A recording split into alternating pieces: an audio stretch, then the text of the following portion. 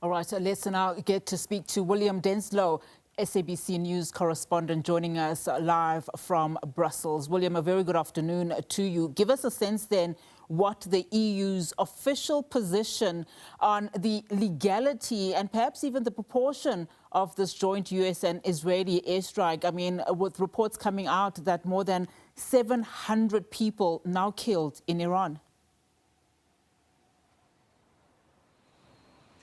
Well, it's really dependent on who you speak to within the EU's member states. We've heard on the one side from Spain's Prime Minister Pedro Sanchez, who says he rejects the unilateral action taken by the US and Israel. So Spain very much of the camp that this has been a breach of international law and that that was not the right way to approach things, even though there is widespread consensus in Europe that they're vehemently against and concerned about Iran's ballistic and nuclear missile programs. But on the other hand, we've heard from the likes of Friedrich Merz, the German Chancellor, who in a few hours' time will be meeting with his US counterpart, Donald Trump. Friedrich Merz has stated in the past few days that now is not the time to be lecturing our allies. So very much far more supportive of the US stance. This is a precarious moment really for the EU as it balances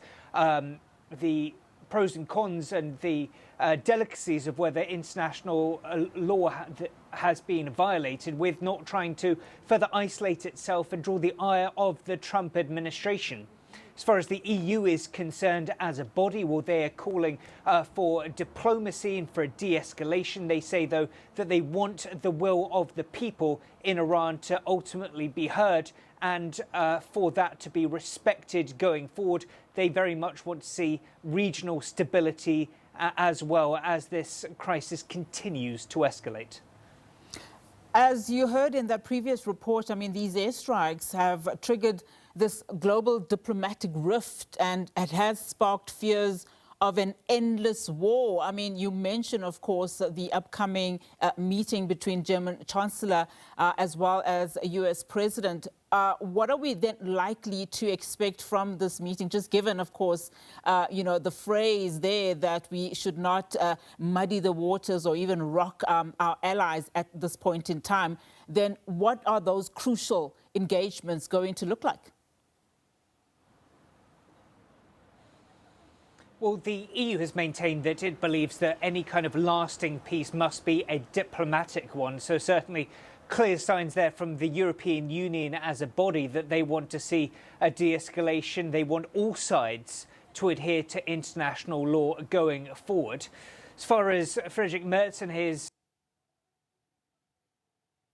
All right, we seem to have lost William there, our correspondent, live for us in Brussels, just giving us, of course, the other side in terms of what European Union members are saying. There have been reports in the past, of course, the past 4 days or so, in terms of why Europe's leaders have been struggling to speak as one on Iran. But we'll continue to engage with our correspondents across, of course, the globe in this particular conflict.